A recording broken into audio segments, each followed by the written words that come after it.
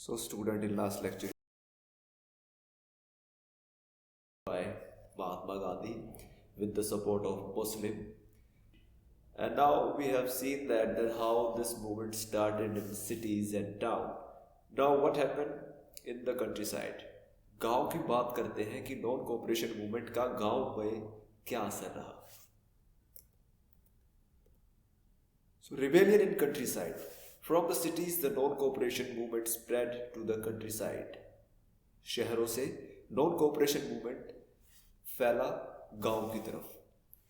It drew into its fold the struggles of peasant and tribals which were developing in different parts of India in the years after the war. और इसने किसानों के, आदिवासियों के उस संघर्ष को एक दिशा दी, एक नया रूप दिया जो कई सालों से लड़ते आ रहे थे. किसान जमींदारी सिस्टम के खिलाफ या फिर आदिवासी लोग जो जंगलों में रहते थे वो कॉलोनियल गवर्नमेंट के खिलाफ. क्लास 9 चैप्टर 4 हिस्ट्री का आपने पढ़ा था, फॉरेस्ट एंड कॉलोनियलिज्म. तो वो यहाँ पर जो उनका एक लड़ाई थी, वो लड़ाई अब एक नया रूप लेने वाली थी due to the non cooperation movement. So first we start with the Awadh. Awadh Uttar Pradesh में प्रोविंस था, अब ये नहीं है. तो अवध में क्या होता है? The peasant movement in Awadh was led by Baba Ramchandra.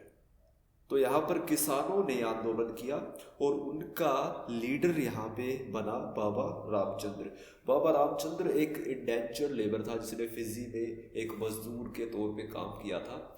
तो ये शुरू से ही इन एक्टिविटीज़ में रहा है. तो इसने यहाँ पर वापस इंडिया में आकर किसानों के लिए लड़ाई लड़ना शुरू कर दिया था. He was a sannyasi who had earlier worked in Fiji as an indentured laborer. The peasants were against the high rents and many other cesses which were demanded by talukdar and landlords. तो यहाँ पर जो किसान थे उनकी problem थी high rent.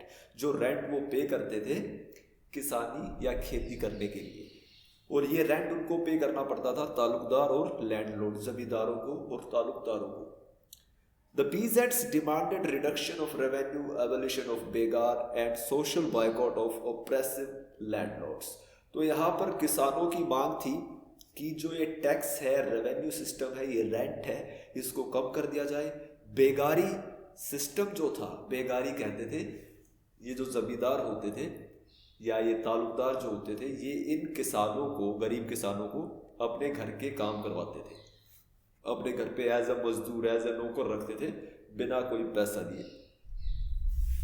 जैसे आपने फ्रांस में भी देखा था कि एक ड्यूटी होती थी इनकी कि ये जो जमींदार ये सोचते थे कि इनका ये जन्मजात हक है कि ये इन गरीब किसानों से अपनी गुलामी करवाएं. तो इसे बेगारी या बेगार कहते हैं, जिसमें बिना कोई पैसा दिए काम करना पड़ता है गरीबों को, गरीब किसानों को. तो वो चाहते थे बेगारी सिस्टम को ख़त्म कर दिया जाए और जो लैंडलॉर्ड्स है, जो जमींदारी सिस्टम है, इसका बायकॉट किया जाए. Jawaharlal Nehru began touring the villages in June 1920. तो इस तरह से अवध में एंट्री हुई जवाहरलाल नेहरू की, जिसने अवध में जाना शुरू किया, गांव में जाना शुरू कर दिया जून 1920 से. He tried to understand the problems of the peasants. Awadh किसान सभा was set up by October. तो वहाँ पे जवाहरलाल नेहरू ने किसानों से बात की, उनकी समस्याएं सुनी और यहाँ पर एक सभा या एक ऑर्गेनाइजेशन बना दी गई जिसका नाम रखा गया अवध किसान सभा. It was headed by Jawaharlal Nehru, Baba Ramchandra and few other. और जिसके हेड थे बाबा रामचंद्र, जवाहरलाल नेहरू और कुछ और लोग, कुछ और नेता जो किसानों के बीच में से थे. By associating itself with the peasants movement, Congress was able to integrate the movement in Awadh with the wider non-cooperation movement.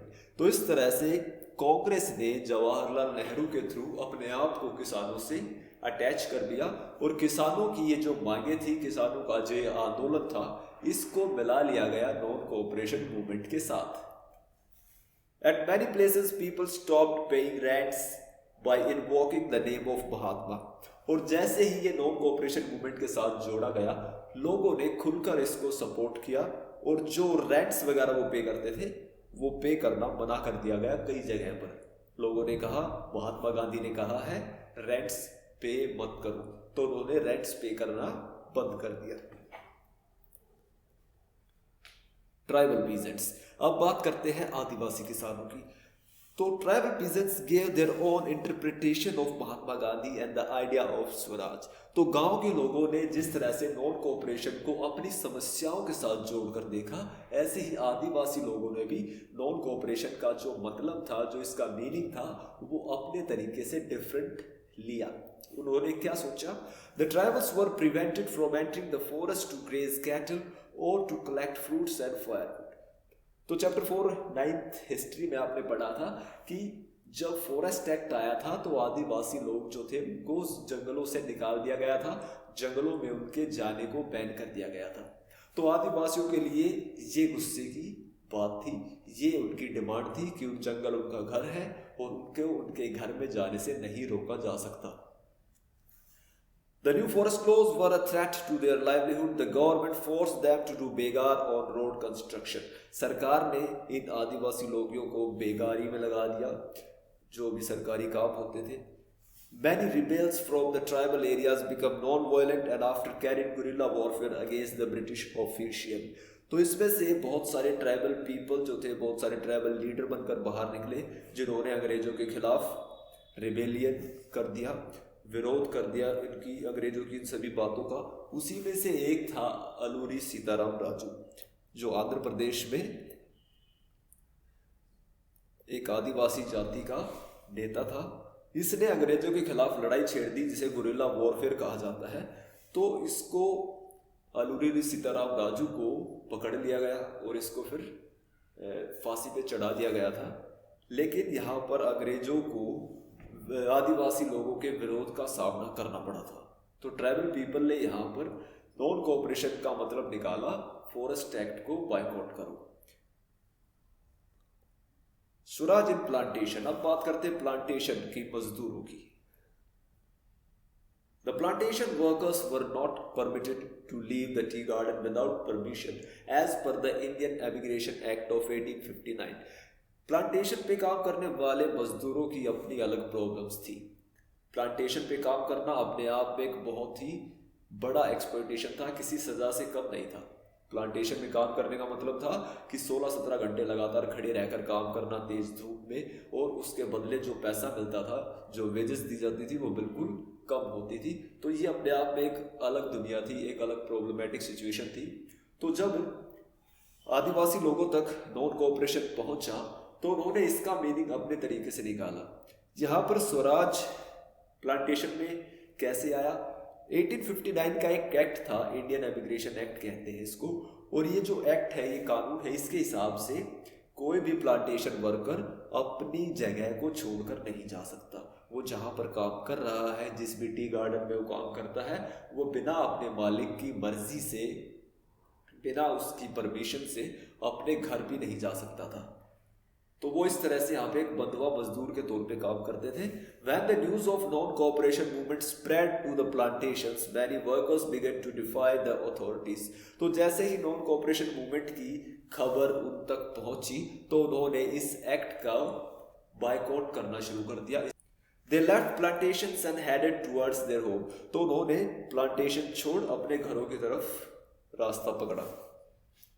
But they got stranded on the way because of a railway and steamer strike. लेकिन वो बेचारे अपने घर नहीं जा सके क्योंकि उस समय रेलवे और स्टीमर्स, शिप्स वगैरह की स्ट्राइक चल रही थी।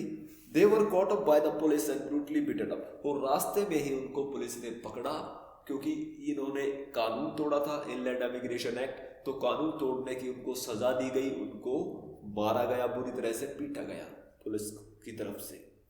तो इस तरह से प्लांटेशन में नॉन कोऑपरेशन एक अलग तरीके से लोगों ने लिया। Many analysts are of opinion that the vision of the movement was not properly defined by the Congress. तो यहाँ पर बहुत सारे एनालिस्ट जो होते हैं, जो विद्वान लोग थे, उन्होंने ये पाया कि कांग्रेस ने ये जो मूवमेंट था ये शुरू किया था, अच्छी तरह से शुरू हुआ, लेकिन इसको ढंग से वो प्लान नहीं कर पाए थे। कांग्रेस ने नॉन कोऑपरेशन का जो रियल टारगेट था वो लोगों तक कांग्रेस पहुंचाने में कामयाब नहीं हो पाई थी। Different people interpreted the term Swaraj in their own way. तो यहाँ पर स्वराज यानी खुद का रूल आए, अंग्रेजों को भगा दिया जाए, ये सब ने अपने अपने तरीके से इसका मतलब लिया। गांव में जहां इसको समझा गया रेंट के साथ जोड़ के, आदिवासियों ने इसको फॉरेस्ट एक्ट के साथ जोड़ा, प्लांटेशन वर्कर्स ने इसको इनलैंड एमिग्रेशन एक्ट के साथ जोड़ा, तो सब ने इसका अपना अपना अलग मतलब निकाला, जबकि ये था भारत की आजादी के लिए। For them Swaraj meant an end to all their problems। तो इन सभी लोगों के लिए, स्पेशली बात करें तो गांव के लोगों के लिए, स्वराज या फिर नॉन कोऑपरेशन का मतलब था उनकी खुद की प्रॉब्लम से आजादी, ना कि देश की आजादी अंग्रेजों से। However, people from various strata of society began to chant the name of Gandhi and the slogan of स्वतंत्र भारत। लेकिन समाज के हर एक हिस्से में लगभग महात्मा गांधी का नाम पहुंच चुका था और अब लोग महात्मा गांधी और देश की आजादी की बात करते थे। In some way or the other, they were trying to relate to the wider movement which was beyond their comprehension। लेकिन दूसरे तरीके पर अगर देखा जाए, दूसरी तरह से अगर देखा जाए, तो वो इस मूवमेंट को अपने प्रॉब्लम्स के साथ, अपने पर्सनल इश्यूज के साथ जोड़ रहे थे। वो सही मायनों में नॉन कोऑपरेशन का अर्थ नहीं समझ पाए थे।